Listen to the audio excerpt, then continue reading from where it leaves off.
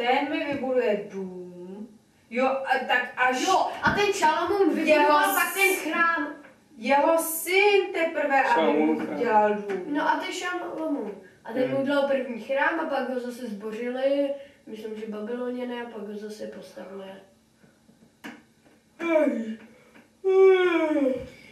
Tak počkej. No a teď ten Natan šel Davidovi a vyslepičil mu to. A co jako? A co bylo dál? A kdy byl s tím Goliášem konečně? No to tady právě vůbec Kdy tam zmastí Goliáše? Starý o nějaký domy, prosím tě. Už žádný bitvy pořádný, už jenom stavět baráky. 10 000 lidí. A počkej. Jak říkám, že tam není ani jak s tím Saulem, jak se přes ním ukrýval, jak mohl hrál na liru. Tak jeď dál, nebo mi to poučit. Pojedu No, dál.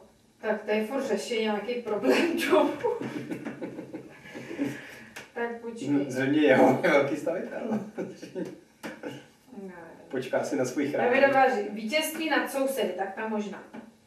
Potom David porazil Pelištejce. Už zase, jo. Už zase zmastil. Ale teď je podrobil. Teď už zřejmě šel k ním, jako jo. Předtím Pelištejci šli proti A němu. vyrval Gad a jeho vesnice z rukou Pelištejců. No, jasně. Porazil i Moábce. Moábci se stali Davidovými otroky a odváděli dávky. David také porazil u Chamátu Hadat Ezera, krále Sóby. Dobře. Prostě Zajal 1000 jeho koní a pěšáky a... Asi je to složitý. Počkej, to je strašně důležitý. Prostě zmasakroval koho mohl. Prostě zotročil ty, co prohráli s ním. Akorát nevím, proč všechno s nima bojoval, to tady nějak nevysvětlují. No, Proč si spokojeně nežil v Davidovém městě a on někam jako vyrážel, řekl si, ale tak teď pobijou tamhle Moábce. On už nežil v Davidovém městě, on už žil v Jeruzalémě. To už zase žije jinde. No ne, tak tam... To jak řešili ten dům, tak to bylo v Jeruzalémě. To odvezli do Jeruzaléma. No. To odvezli do Jeruzaléma, on vedle toho měl tam... No ale proč teda jako vyrážel? No, protože on kdyby nezmasakroval ty ostatní, tak oni ostatní zmasakrují. Ale oni to tady vůbec nevysvětlují, jako proč nežije zbožně, jako... No to je zbožně, že zmasakruje všechny ostatní. Proč za někým jezdí? A tady ale nevysvětlují, proč nad nima vítězí a zotročuje. Ne, protože to je přirozený, protože zmasakruje, že... No ale protože to Bible, tak mají žít v lásce, jak říká Bára. Protože mu Bůh pomůže, tak... No to je jedna věc. No ne, ale teď vidíš, Hanko, teď vlastně čteš to v období, jakým jsou dnešní islamisti. Přesně, ty jako přirozený berou, zmastíme všichni ostatní. Nazdar. No ale tak jako proč to tady jako oslavují, když on furt někoho zabíje a zotročoval? Jasně, to byla jeho práce. No ale proč, z jakého důvodu? Ano, kdyby ho ohrožovali, že by ho chtěli zabít, dobře, ale tady se o tom No protože to se samo o dobře, sebe... ty pelištínský ho asi ohrožovali, ale teď tady píše o nějakých Moábcích a dalších. No ale ten Moábec spadal pod Pelištěnce určitě. Já nevím, to nikdo neví. Moábec je nějaká... To já fakt nevím, to tady nikde nepíšou, no to je jedno. No právě, že Bible je celá zmatená. Tak... Když Tou, král Chamátu, uslyšel, že David porazil celé vojsko Hadat Ezera, krále Sóby, poslal svého syna Hadorama ke králi Davidovi, aby mu popřál pokoje a dobrořečil mu za jeho boj a vítězství na Hadat Ezerem, že ji porazil. Hadat Ezer vedl totiž s Touem války. No, vidíš to, hned nám vysvětlil zase další nějaký problém.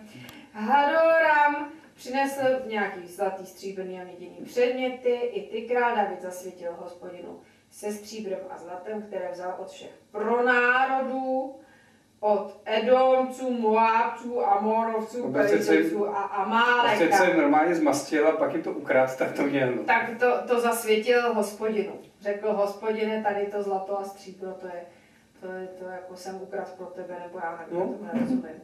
Ale pak si to určitě používali, že jo? Mocný. No, Ježiši Kriste.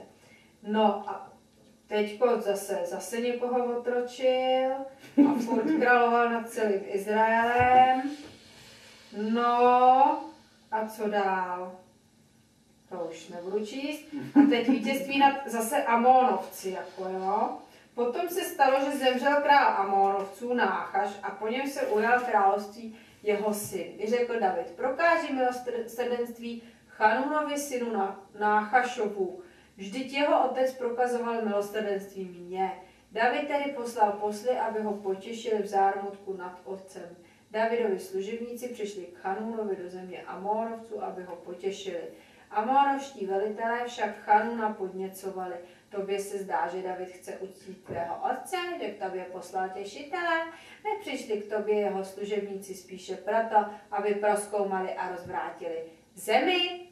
Chanun dal tedy Davidovi služebníky oholit, dal jim uříznout jejich roucho do poloviny až do rozkroku a tak je propustil. I šli.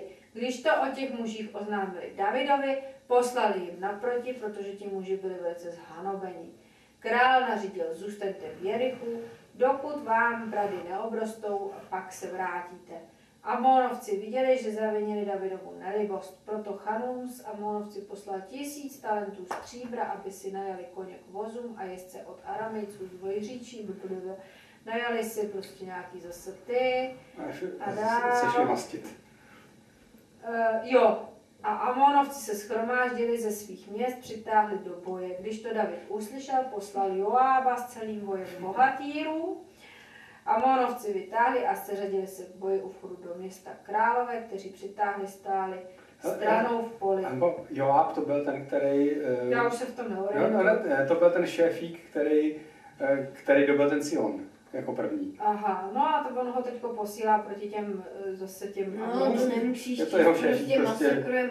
jeho masakrovací šéfík. Prostě. No a prostě co dál?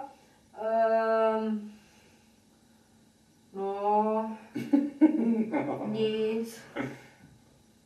Když Amónovci viděli, že Aramejci utíkají, počkej, teď jsem se v tom trošku On bojoval proti Amónovci jsou ty, který zhanobili ty jeho chlapy. Ne, to jsou ty, kteří měli pomoct těm, který zhanobili jeho chlapy. Těm poslal těch 1000 stříbrných něčeho. Ty Amónovští velitelé přece podněcovali toho Chanuna a říkali, hele, David chce jenom tady dělat špionáž, on tě nechce utěšovat. To jsou Amónovci. Pak jim ten syn poslal prachy, nebo to stříbro, a aby mu pomohli. No a když tyhle viděli, že Aramejci utíkají, tak začali utíkat taky. To je složitý. Tak a teďko co? Takže když Amonovci viděli, že Aramejci utíkají, utekli také. Když Aramejci viděli, že jsou Izraelem poraženi, poslali posly, aby přivedli Aramejce, kteří byli za řekou. V jejich čele byl Šófak, velitel Hadat Ezerova vojska, ale už je tam zase ten Ezer.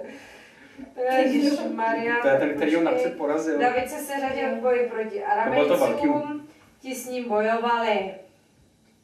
Aramejci se však dali před Izraelem na útěk. David pobil koně od 7000 aramejských vozů a 40 000 pěšáků. Usmrtil též šéfovka, blablabla. No a tak dále. Mně se to zdá jako velmi nadsazený údaje, totiž tyhle ty strašné cifry. A pokoření Amónovců, no tak to asi teda, jako když on vyhrál. Prostě pořád někým bojoval a není tam není tam Goliáš a nic, co bylo v té předložené. No, tady někdy s někým bojoval. Jsi to čet už? Davidovi řekl, on to četl takový to převyprávěný, kde se to píše jako příběh. Tady říká, že furt Goliáš není. No, teď to slyším. No není. Hele, Galia, služebníci Davidovi pobíjejí obrýle. O něco později došlo k boji s Pelištejci v Gezeru, takže zase vystrčili růžky. A děti už jednou pobila, zotročili, už to se. Tehdy ubil Sibekaj Chůšacký Sipaje z rodu Obrů. Ti byli pokořeni. Kdo byl teda pokořený? Rod Obrů.